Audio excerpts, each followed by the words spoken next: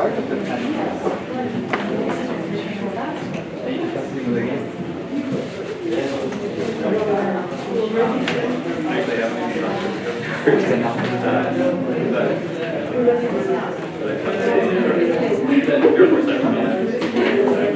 We have a bit of a rival. Filosofia. We don't have a bit of a rival. We have it now. All now rivals. Here's a hatred. As long as it's domestically.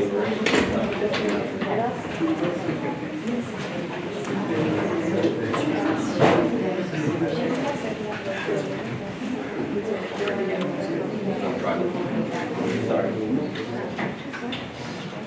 Good morning, everybody.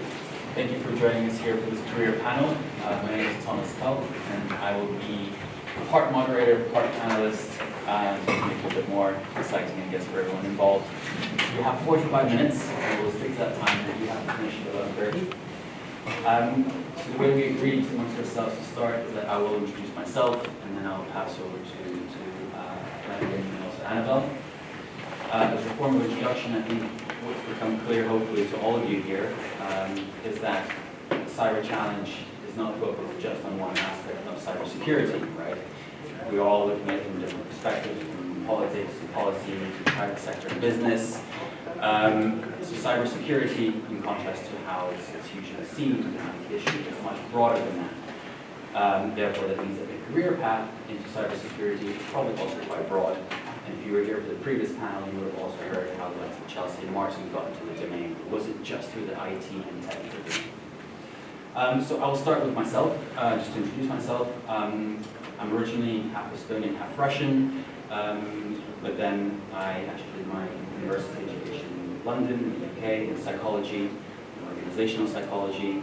Early on, I decided that I don't want to go down the psychology route, rather down to business, and I happened to go to communications. So I'm a communications professional, what I've been doing for the last decade. I worked in London, beginning with crisis management and crisis preparedness consultancy, focused on developing the plans, processes, and people that organization has in place to deal with crisis situations, such as, for example, a data breach or a cybersecurity incident. Interestingly enough, it was in 2013 when I had the idea that we should include cybersecurity as a scenario in some of the exercises that we do with our clients. That was only 6 years ago, so it just shows how recent the thinking is about cybersecurity and crisis preparedness and crisis management. I've worked with lots of big multinational companies in highly regulated sectors, including oil and gas and defense, big pharma and telecommunications. The role that I've had traditionally was to devise the communications function. So wherever crisis sits, so head of communications or head of risk, or head of security, and so to provide them with the input and plans, processes, and people. Since then, my career path has evolved, and it's also gone towards live issues and reputation management. So having a more advisory role. So advising some of the senior decision makers, the CEO or a member of the board, on what to do in a high pressure, high stakes situation. So it might not be something that's in the public domain yet, but it could be. So what do you do to prepare? And then what do you need to factor in if it is a technical incident, right? And that's what we're dealing with in the cyber challenge, and that's a key role of communicator as well. So today I work for a Swiss public relations consultancy based here in Geneva. I've been with them for 3 years, and relocated out of London to Geneva. Some of my work is quite proactive. It's raising the profiles of organizations, trying to get out all the good stuff that they're doing, either in terms of their products, but also in terms of what they're doing internally well. For example, some of the preparedness around cybersecurity. If they're really proud of it, then we want to communicate it. We want to already start establishing and building that trust with their stakeholders and their customers and the general public that this organization is doing things right in terms of cybersecurity and crisis preparedness. It's quite important. And of course, sometimes it's live crisis communications and reputation management situations where we get calls saying something's going wrong, either it's in the public domain now or it's about to be made public. What do we do? my role as a communicator is to think through the different scenarios of how this crisis might unfold, think through the different messages that we would want to get across in each scenario and to whom. So who do we need to think about first in terms of the private sector, the shareholders, business partners, suppliers, customers, and the media relations angle. I think this is also important for the cyber challenge. The media relations aspect is almost the last thing that you need to consider. Media relations is almost the megaphone with which you can spread your message. Before that, there's probably lots of other stakeholders that you need to communicate and engage with. Now, how is this all related to cybersecurity? So I guess my role is split into 3 ways. One is trying to get the right people around the same table to talk about cybersecurity. So usually that includes technical aspects of IT, legal counsel, and then communications. Each one of those roles will have a different perspective and understanding of what it means to have a data breach or a cyber incident. The IT guy will look at it from a technical perspective and how they would manage it. Legal will look at it from the regulatory implications, this is what I have to do in terms of to notify the regulator, or these are the legal implications. And communications person will think, okay, well, I need to talk to our customers about it and inform them, make sure that our reputation is maintained. Second aspect is translating English to English, and this is something that Chelsea touched upon yesterday in her keynote presentation. It's taking the information material from the IT side, so quite technical information, and making sure that it is understandable for the senior decision makers of the organization, and of course to the general public and the stakeholders. And the third part is reputation management. So it's making sure that if something does go wrong, is the organization able to retain the reputation and their license to operate once the incident is passed? And once the incident is passed, then how do they maybe regain some of that reputation and rebuild it, learning from their mistakes, of course. I will end there and pass on maybe to my right, Lenny to introduce himself. Thank you. Hello everyone, I'm Lenny Peter. I am the president and the co-founder of NGO. I have atypical way about my career. I began my career at I was 25 and I created my own company. Not about cybersecurity because I am in cybersecurity and digital trust because of my passion. At this time it was a shame for me to like cybersecurity because it was not cybersecurity but hacking, but not hacking for bad guys, but really good guys. And I have a big issue in my company about hacking, and all the year I buy for myself a course, a training, and this year it was about cybersecurity, but hacking in France, because I'm French, and I live here since 14 years in Switzerland. And I was in training class with only guys, only men, and I was like, oh my god, what am I doing here? And it was only a technical side of hacking, and now it was 20 years ago, and 20 years after. I founded 3 years ago, the NGO. I am HR director and marketing and communication director, and I work on housing training, housing on humans. For example, I trained more than 200 policemen last year, and prosecutor, judge about open source intelligence. This is my job. So I work in cybersecurity and digital trust, all about human. For example, I work also in like an attacker, legal side. For example, for gun or government or something like that. When we are working to create a good phishing, something good tool to make a good attack. I'm here. I work always with technical side. Hackers with technical skills. It's really important to understand what they are doing and to create a good exploit, to create the good tool to grow. It's really important that we are very, very close. And it's always the same. We work in binôme, I don't know if you word in English, but in binôme, it's really important to be a good team. I also work to make some strategy about hacking when we have a bad guy, bad hackers, stalkers in vivo. I don't know if you can understand what is it. The hackers is already in the place. So I work on it because I can understand all the big picture and technical guide, for example, for the reverse or the other cryptography or something like that. I can understand all the big picture and give advice and they give advice. At this time, I finished 5 years of HR director, and I will work only in digital trust because I think the next thing is about economy of trust. It's not only the issue, because in cybersecurity we are always the guys who say, okay, there is really bad things happen, and other people say, okay, they are really always all the time bad. They never understand what they say to us. And it's always this kind of way. I like positive way, so it's very important for me to be in this kind of economy now.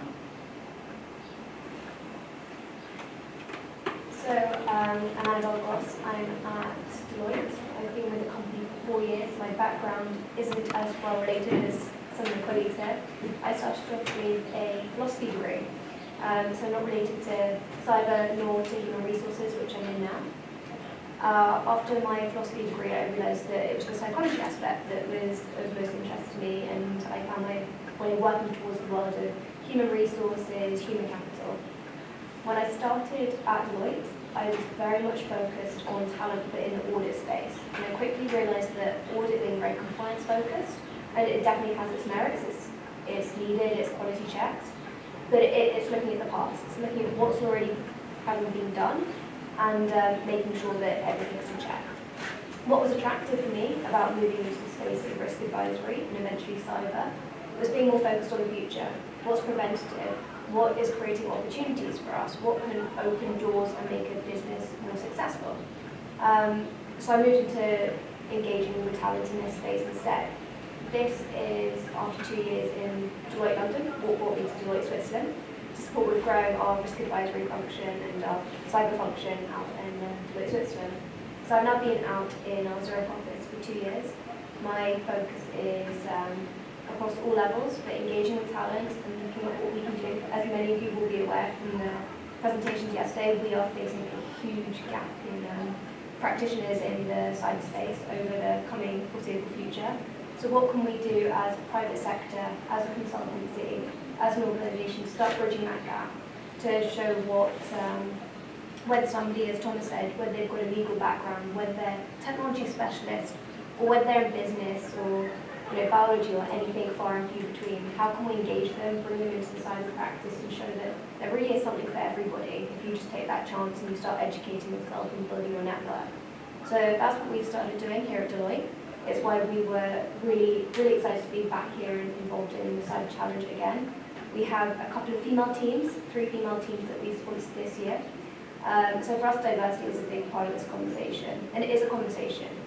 These are new conversations. Diversity has been a word that's been thrown around for a few years now, but for us it's not just the male-female diversity, but it's just opening the dialogue, making sure that people who don't understand how they can make an impact or how they can be involved in cyber can maybe come and view it from a different direction or just open the discourse with us. So hopefully happy to answer some questions today, tell you a bit more about what we're doing at Deloitte, and begin that conversation with you here.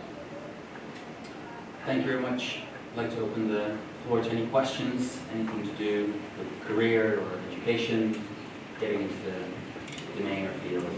Any questions that you might have, considered or thought about. Don't be shy. Maybe I'll just start with an initial warm-up question. What can people do if they want to enter the domain of cybersecurity, but they feel that they maybe don't have the necessary skills something particular that they can do in order to enter cybersecurity, information security? I think there are a number of things that people can do.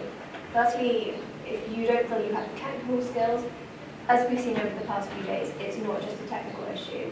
Technology comes into it, but we then have the strategy aspect. We obviously have to look at the legal and compliance elements as well. We have to look at communications, international relations, how we work with our colleagues locally, internationally. So there's a number of different routes into cyber and the security space that just didn't exist in the past. And as the issues within the security become ever more complex, so do our solutions need to be.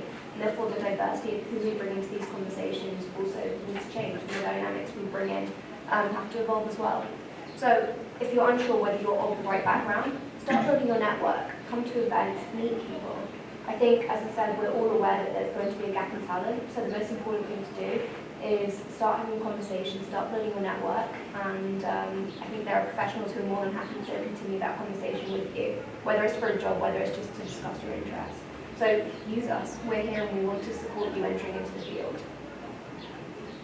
I think it's very important to understand technical side, that not only if you are not a technical guy, it's not a problem at this time, because before it was really important to be technical.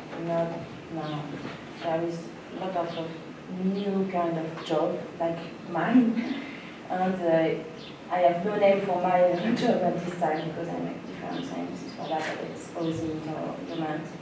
But you have to understand what kind of skills you like and find your way in cybersecurity with that. But understand legal, understand technical skills. What is very important at this time is to keep a connection with cybersecurity and digital trust. Is the next big thing. And I think if you really want to be an expert, not like say Bastien just before he said really perhaps you're an expert in cybersecurity. You can say specialized. I think it's very important to have a big view of all the job that you can make in this area. I really like something you just said there. You mentioned how important it is to know the technology side, be holistic, but also know what skills you have, know where you can make an impact. I think especially at the more junior level, look at what you enjoy doing currently. What are you passionate about? How does it potentially relate to the cyber industry? What skills can you transfer over and really make an impact with? And also identify maybe what you don't have and what you could grow to help bridge that gap as well. One thing maybe I would add to that is what's always quite important is understanding what the business leaders are thinking about, or any leaders are thinking about. And it's usually not the technical aspect, it's usually not the details. They're thinking about the strategy, they're thinking about their bottom line, maybe their shareholders if it's a company. So they're thinking really about the business decisions and the business goals. Always, no matter what the scenario is or what the incident might be, even if it's cybersecurity. So if you have that at the back of your mind whenever you're going into whatever career path you're going, always think, what are the top guys, or people I should say, are thinking about, what is the strategic approach to this rather than just what are the details that I need to focus on. Annabelle, you mentioned diversity as an important aspect. How important is it, and where are we today in terms of diversity in the domain of cybersecurity? I think we're getting there. If you look at this competition, we've had 50-50% male-female entries. That was also the same UK competition a couple of months ago, a couple of weeks ago. So we're obviously making waves there. We shouldn't become complacent now that we've reached a decent target and give up on this focus. I think it shows that now that the competition has moved from strategy, from being a student-focused competition, that we are looking at the diversity of skill sets that are really coming into not just focusing on the international relations aspect, but really looking further at what can we do at a higher level to consider the industry as a whole. So diversity is definitely making steps forward. At our company, we're doing as much as we can. We've recently had a boot camp for women in tech, where we've gained we've got in a couple of weeks' time, we've got, I think, about 20 women going through a boot camp, learning how to code, and learning potentially how to enter the cyber industry. We had one successful individual join our team from that last year. And we've got a huge Women in Cyber program that I think Patricia might have touched on earlier as well. And we're looking at how we can really bridge that gap between women who already exist in the cyber industry and then how we can exemplify them to make role models for women at the more junior end as well. I think role models are extremely important, and we need those, here today, judges, observers, panelists, we need those here to provide inspiration, and also, as I said, open the discourse. Okay. Questions? Continue. I think that hand was there first. I don't see it then. Our friend, thank you. We'll go in that order. Thank you. I'm curious about some of the tools you can use to convince the higher ups that the threats that exist are real. How do you convince them to take it seriously and that it might really affect the objective of the company? Start and then Yes. pass it on. It's a very good question, and it's a question that gets asked all the time about reputation as well. Why should we care about reputation? It only matters once we've lost it. Why? Because then it probably impacts the bottom line, the financial figures. We're talking about the private sector here. So how do you convince them? Say communications. Communications is actually more of an art. It can be a skill that you pick up along the way, but it's more of an experience thing. So how do you convince senior decision makers that communications is important? And it always comes down to being able to measure success, being able to back up whatever you're trying to convince them of with figures and facts, and ideally something tangible. If the private sector, it's probably shareholder value or financials. If it's the public sector, then maybe it's things like increased trust or voters around politics, for example. It's always trying and demonstrate, in the case of cybersecurity, try and demonstrate, what is the impact of doing or not doing something in facts and figures, because what I found is that senior levels, that's what matters at the end of the day.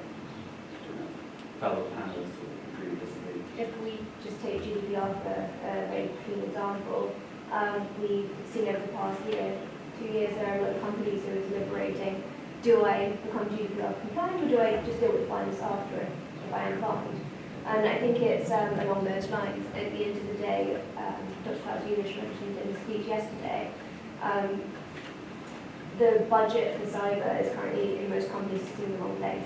And it's only moved into a strategic area of the organisation and put on the CIO sitting on the board and their agenda once an attack has happened, or maybe it doesn't happen at Deloitte, but maybe it happens at the competitor. So once it feels real and you get that scare and you start seeing it in similar organisations, like we have with this competition and the storyline and know what sits in reality here, that's when companies start listening and it ties into the financials, it ties into the reputation, and the scare factor makes an impact, unfortunately. And I think I really speak for the technical side, but not only for product side. I think it's always about money. If you have some things about money, you will be here. I see, for example, the banking sector. I work in the banking sector. In banking sector, it's not so difficult because the investments are now very high and the level of cybersecurity is good. But for example, in medical side, medical sector, it's really poor because they love the new emerging technology like AI or something like that, but they are really not thinking about security. We are working in the NGO in a project is named brain interface machine.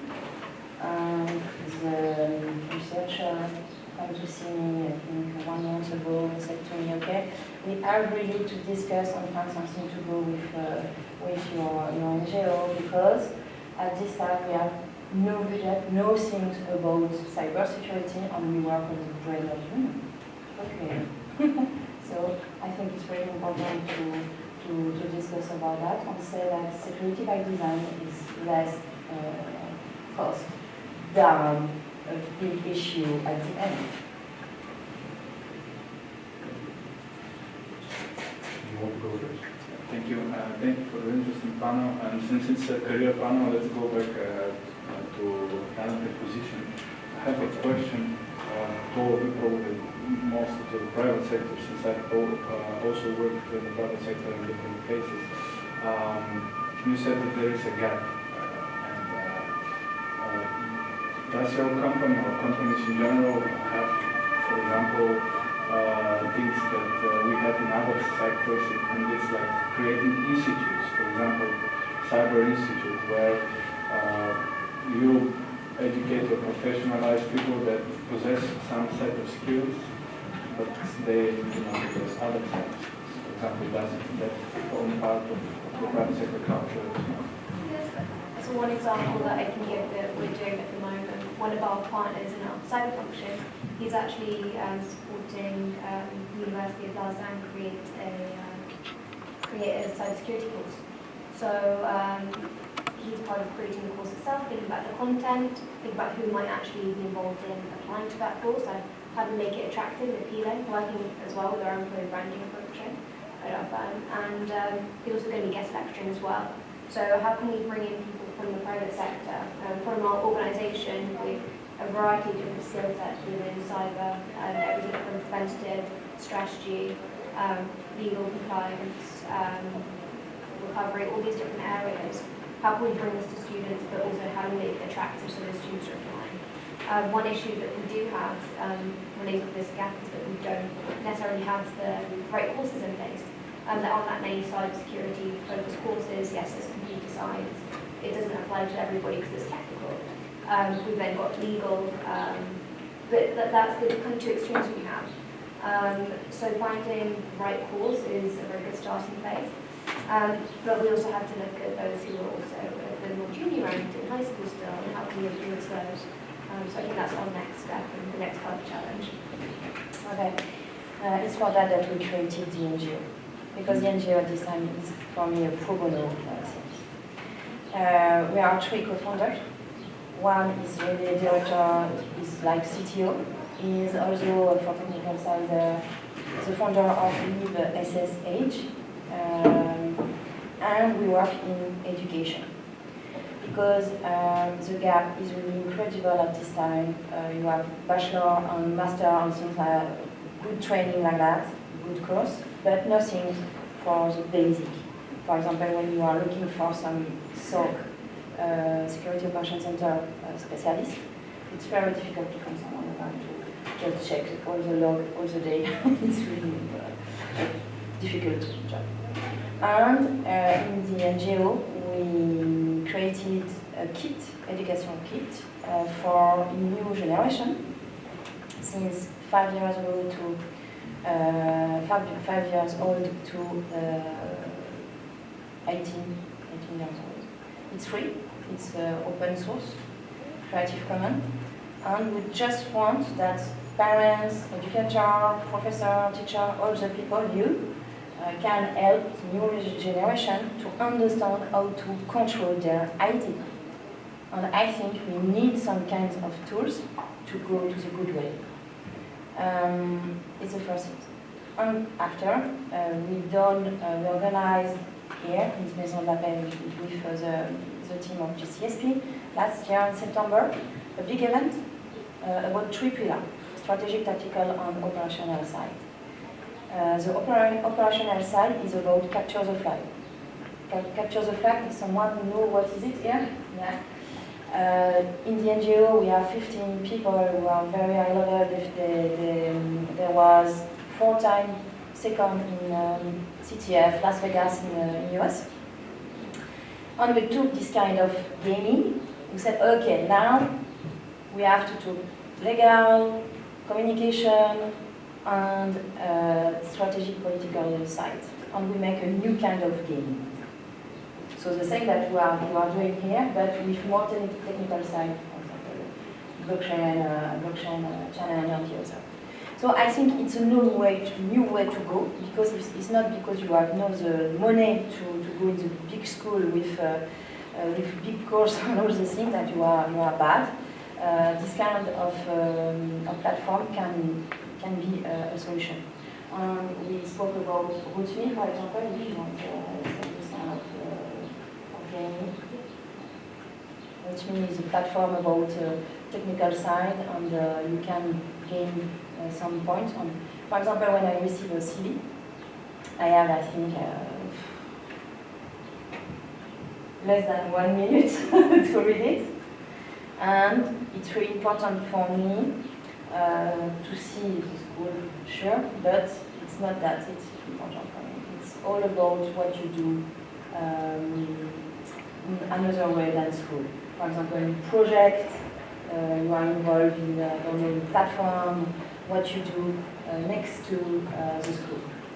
And it's really important to put that in your CV and to have a very good explanation of your tag, for example, in LinkedIn, who is not in LinkedIn here. Okay. We're happy to see this. So it's very important to have a good tag. I don't know if you, what do you think about that? I think it's extremely important.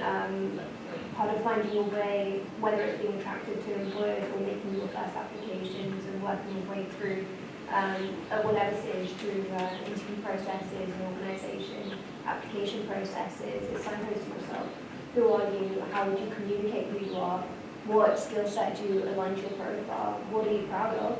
And how are you going to then use that to deliver what that company or organisation expects? So I think Thomas touched on this earlier, really know the organisation, but then go back to that signposting and that tagging and make sure that it's clear, it's well communicated, you're transparent, and you're thinking about this as early as possible to get help along the way if that's possible too. Well, I'd like to follow up on these questions, and I think you started giving the answer to what I will be asking. I also run an educational foundation. We're not focused on cyber, we're focused on global issues. And in 2 weeks, we're organizing a discussion between students from different universities, lawyers, doctors, so ELSA, IFMSA, and all these student associations, but also high school students. We're doing a discussion with the Estonian ambassador to discuss cybersecurity and IT attacks, and also in a broader sense. Our students are telling us that what they learn in school, that they're absolutely not prepared. There's a huge void when it comes to cyber, and those are the future doctors, lawyers, but also just high school students that have not decided where they will be going. What should be done in high schools and in universities, but not for cyber experts or IT experts, but across the board. For the future doctors, lawyers, what are the foundations that everybody needs in order to be ready for the future? I think maybe we need to have some standards. For example, EPFL created a center for digital trust, and it's 1 week of course. We built with them, the NGO built with them the course, and Paul is here with me. And it's really like a big picture of technical, it was for lawyer, so really not technical side, and with technical, political, and governance. And I think maybe some course, very high level like that, can do 2 things. One, give interest to some students to say, okay, oh, maybe I'm very interested in this kind of things. And second, just have a big view to understand what is going.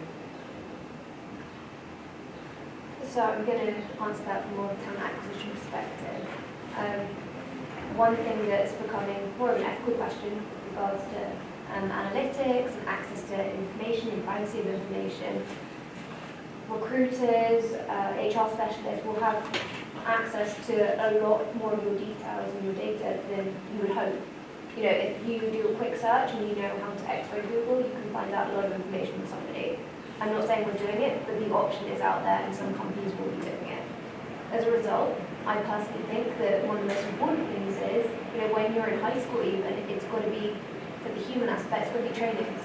How do you protect yourself? How do you make sure that your data is secure? How do you have the right settings? And how do you make sure that that's not, something that you put on social media at 14 isn't going to be impacting your university applications or, the internship you apply for. So I think that's extremely important.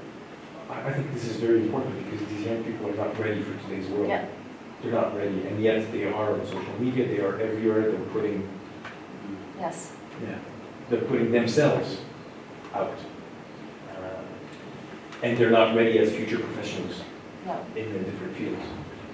So I'm wondering if there is some sort of a course or a 1 week that everybody should take, Yes. and then it could be specialized. This is for lawyers, this is for doctors, this is for, but also for high school students. Yes. So I think this is very interesting, and I'd love to explore what you're doing at UFAFM. And Thomas, as an part Estonian, part Russian, I mean, wow, what a qualification for chairing this panel. I mean, your question at its root is, I guess, the question of our time, or at least what feels like the question of our time is are our students or young people who come out of education, including higher education, prepared for the business world or even the public sector world?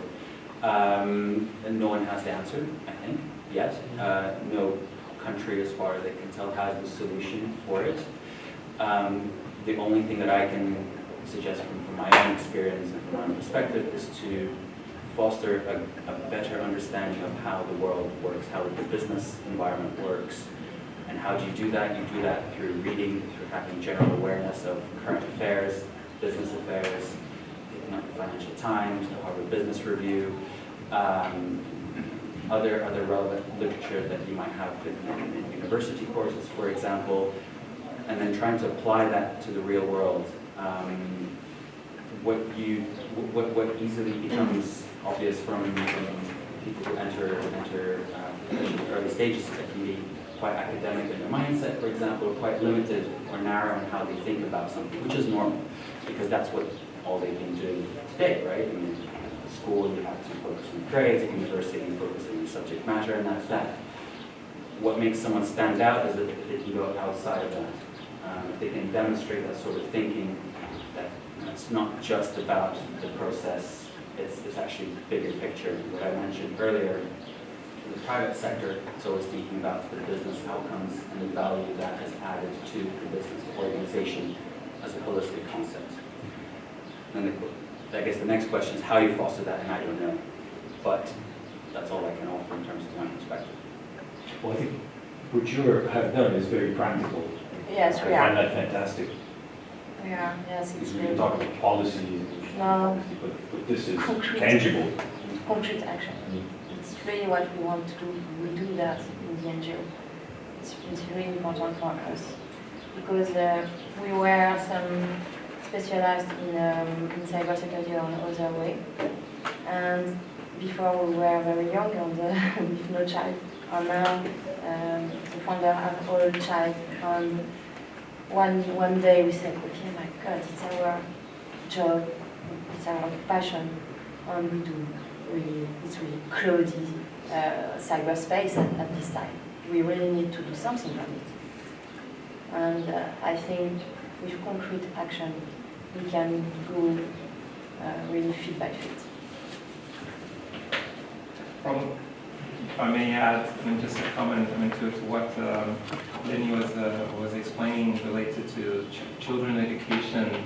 Nowadays it has become very important to educate not only the children, because they are actually exposed to the cyber world at birth, really, but also the parents, and to relate to one of the activities that I personally have done a part of IC Square. IC Square is the International Information Security Certification Consortium. It's out of the US. It's an association, non-for-profit association. Back in 2007 or 2008, the IC Square initiated a program called Safe and Secure Online, SSO Online. The program, due to obviously monetary reasons, discontinued for a while, but now it's coming up again. The main purpose was to educate children at the age of starting. I think one of my first training that I provided was to kids at the International School of Geneva and the private school in Lausanne. They were age 5, 6, and 7. In addition to teachers, in addition to parents. So there were 3 different sessions. And guess what? The children, because they come up with a blank sheet of paper. Whatever is online must be secure, because no one told them or taught them that it wasn't. And I remember there was a kid, 6-year-old kid, who had a Facebook account. And at that time, 2007, I didn't even have a Facebook account myself. I started late. And asked him, how did you actually get a Facebook account? Oh, actually, the brother of my classmate actually just opened one. And I said, what did you put on Facebook? I said, oh, just my picture, my siblings, my dog, and the football team that I like. And do you know, and how many friends do you have? Oh, about 55. I say, okay, so you've met all your 55 friends that are part of your class. Oh no, those are actually some of my friends' friends, and have you ever met them? No, but I trust them. So I said, how do you trust them? Oh, because I just think those are my friends' friends, so my friends' friends are my friends anyway. I say, okay, that's an interesting concept. And obviously my purpose was actually to listen. And then talking to the parents about education, how they foster, you're using the right word, how they foster education to their kids. And what they explain, say, oh, but actually we have a safe area or safe environment. We don't provide any social media to our kids. I said, guess what? Yesterday, during the training session with the kids, one of the children, age 6, mentioned that she has a Facebook account, and I say, oh, but we don't do that. We are secure. I say, well, come in and say, when you go back at home, don't scorn each of your kids. Educate them. And I explain about geolocalization, geotagging of pictures, what is meant to that, what is actually, how critical it is, how you can actually trace back actually the address, your home address. And the parents say, oh, but this shouldn't even exist. I say, no, but on the phone, it already exists. So it's already built in. If you don't deactivate it, it's built by default. So think about it. And so education is super important, because kids, whenever you want them not to cry, nowadays, it's so easy just to give an iPad or a smartphone, and then with some games and taking some pictures. And some of the games are very interactive and attracting kids to add their avatar, to add a new picture, to add a picture of friends, to get actually social, to get famous, to, not catch the flag, but actually catch the attention of other people. And it is meant for a positive way of getting to know, getting to be known by others, getting popular. Kids, whenever they start to be popular, they have more friends. But they have also friends, and they have also predators, unfortunately. So now it's our role. Probably I'm a little bit too old compared to, I think, most of the people here. But actually getting the mid-generation to be able to teach to the Z generation, to the alpha generation, how to behave better. And that's everyone's role. It's not only the elderly people role, it's not our role, it's also the kids' role to be able to promote it. Because, they are innocent. First they are innocent. And I remember 2 weeks ago with Lenny, we were presenting at the WISIS at the ITU. And one of the lady attending, who attended actually our training session at the C43 last time, she mentioned, she made a comment. She said she's afraid that her son, age 7 is becoming a hacker, can be a hacker. Yeah, because he is actually able to grasp a lot of things that adults are not able to grasp, and say, well, if he's able to hack, why don't you promote him with his skills in order to find out what are the measures, the countermeasures, because he's able to have the dark side, so obviously he's also able to have the white side. And I said, actually get the best out of him in order to make sure that, okay, he could probably train the other people. So that's how it starts. We created another, I know the time is over. Yes, we created another tool about that. It's sponsorship with junior and senior. And it's really interesting because junior, when they are 15 or 17 years, it's really easy to go to the black side. And we really work with them to keep them in order and work with this kind of sponsorship. It's really good things to do. It's concrete, and we can follow them, and we have a lot of seniors to do that. Thank you, everybody. If you have any questions for us?